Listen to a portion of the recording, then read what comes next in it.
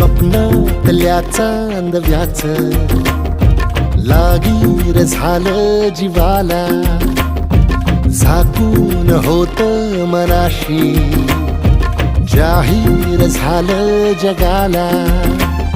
क्षणभर जग हे विसरून सगळे, बेवढासा दिलासा, पोशील तू श्वास माझा.